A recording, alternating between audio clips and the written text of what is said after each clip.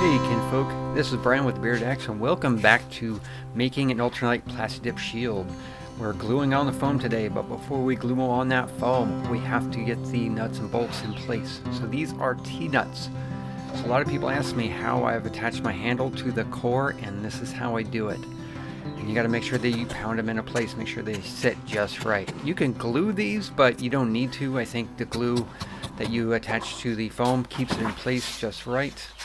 And it sits nice and flush, and I really like them. And I use hex nuts, and the reason why I like hex nuts is because they don't strip out nearly as easily as Phillips head screws. And I hate Phillips head screws. I don't even like the name Phillip. So yeah, I screw these in and I keep them in place before I even put on the foam. Now this right here is 1/2 inch MC foam. This is a 2-pound foam, and this is going to go on the face, and you want to clean it off with some isopropyl alcohol. Reason why is because all that grime is built up on there and it's in the pores, and you want the glue to attach to the foam, not the grime. Also, we're going to be using a fan because we'll be using that stuff. It's nasty stuff. Also, you want to get yourself a silicone spatula. It's great. It'll save you a lot of money when you're doing a lot of projects like this because it cleans up real easy. So you want to pour it on and smear it around. Also, wear gloves. This stuff is nasty. You don't want it on your skin. So this is a little trowel thing, palette knife. I'm not sure what it is. I found it on Harbor Freight. And you can just pour it on and wipe it around with that thing. And the spatula, you want to follow up with the spatula around the edges. Pay attention to the edges because that's where it's going to delaminate first. And that's where a whole project could be ruined if you don't pay attention to those edges.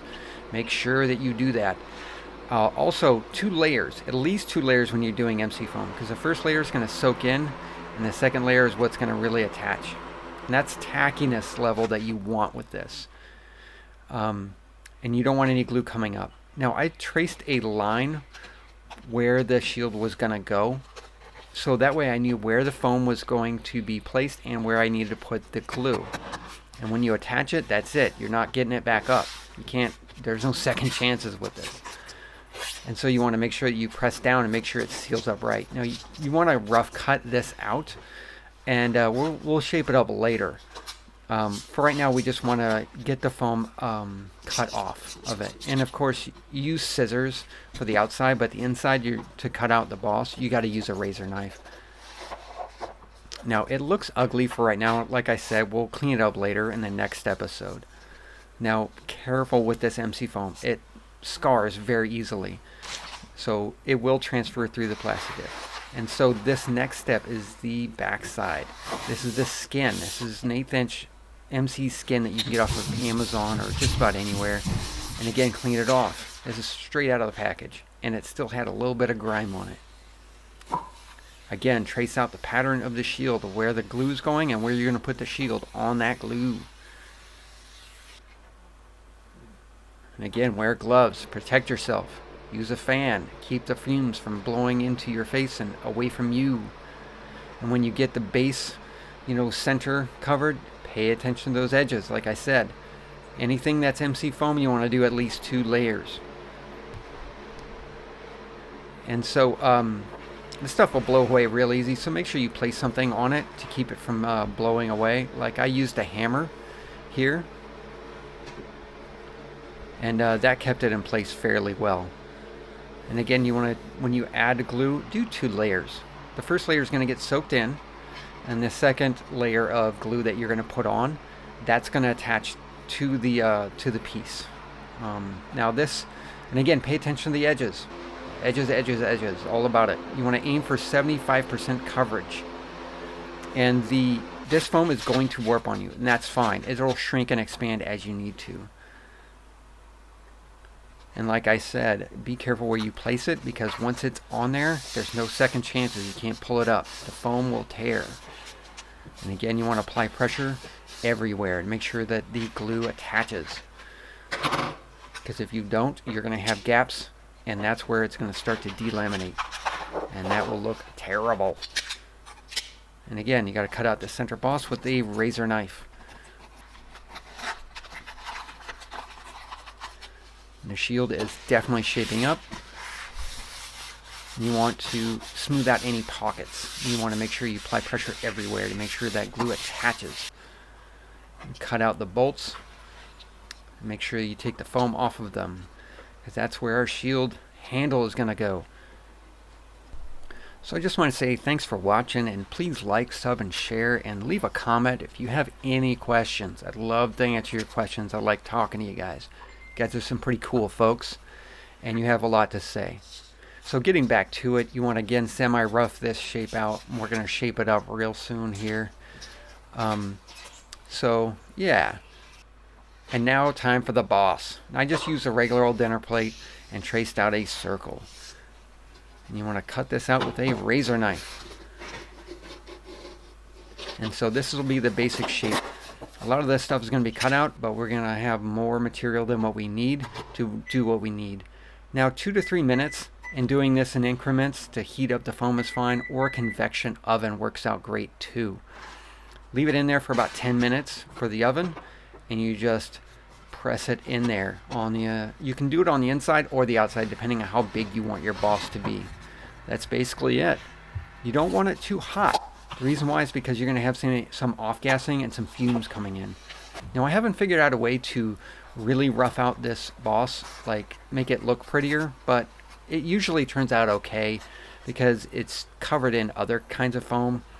And so yeah, and you want to make sure that you have more than enough on the outside edge there. The reason being is because it's not just the boss that's going on there, it's that outside ring that looks like the boss is attached to or bolted to the foam. And again, when you're attaching anything with glue, be careful. You don't get any second chances, so make sure you're on target. Now I've done some of these and I didn't have enough boss to cover the whole area, and it just looked terrible. I had to rip it off and start all over, and it takes, generally when you make a mistake, it takes 10 times as much time to fix than if you just took the time to do it right the first time. Now this ring, I just cut out a ring the same diameter as the boss and another 1.5 inches outside of that. I didn't film it because, well, I forgot to. And again, no second chances. Make sure you press down and get out any gaps. Make sure that the edges are adhered. And right now I'm just gluing the very edge of the boss. I'm on the inside and I'm pressing it towards that outer ring so there's no gaps in between the ring and the boss itself. Nice low profile boss. It's my lowest yet. So this silicone spatula is great because the glue just peels right off and you don't have to keep buying chip brushes for every project. Now this next idea I'm especially proud of. So this idea is to help shape the shield, and I just have to clamp it to the table and I could slide the shield right into it just like that. And I'm going to use this method from here on out. So much easier than a random orbital sander. That sander will leave burrs, and those burrs will act like sandpaper when you add Plastidip. Well, that's it for this episode, so stay tuned for my closer. Hey Ken folks, so we got it all glued up. It looks good. Nice low profile boss, nice thin shield. And so the next one's going to be all about decorating it up, getting all the macro details like carving and grooves to make it look like wood planking, all sorts of battle damage, and getting an iron ring around the edge, and yeah, getting it looking pretty. And then right after that we're going to Plastidip it. So yeah, that's going to be in the next episode. Hey, if you guys thought this episode was helpful or entertaining in any way, then head on over to my Ko-Fi and buy me a coffee. It helps give me motivation and energy to keep making these videos. And all of that goes towards to help the channel. And then my Patreon is if you want to support me in more of a long term. Like you get early access to videos, you get producer credit, and you can tell me what kind of videos you want next. You basically get a voice, a guaranteed voice that I will listen to for what you guys want to see. And if you guys want to buy any kind of advertisement, then you want to head on over there. And I can dedicate whole episodes to whatever business that you would like. And so yeah, head on over there and we can talk some more. And if you guys want to buy some of my merch, then head on over to my Etsy. My Etsy is the most popular by far. I have many happy customers. I have Hollywood cutting boards, I have cups and mugs, I have all sorts of cool stuff that I just made some soap, so you can go over there and grab that and help clean your hands during this COVID-19 crisis, and it helps support me. And all of that stuff, all of it goes into the channel. I can buy better microphones, I can buy better cameras, camera gear, all sorts of cool stuff. It also helps pay for events, going to events and paying for events and shooting at events, and showing you guys how cool our hobby is and getting you guys some inspiration. Now, if you guys cannot afford anything, totally understandable. Everybody's hurting right now, especially during this whole plague that's sweeping through the world, this pandemic. Then liking, subbing, and sharing my content definitely helps. That shouldn't cost you anything but a little bit of effort, and it goes a long way. It really does help promote the channel, and it helps get more eyes on the stuff that I do and more eyes that could help me in the future. And so that's all I really need. And I really do appreciate you guys watching. I'm going to send you home with a be humble, be helpful, and be honorable. Thanks for watching.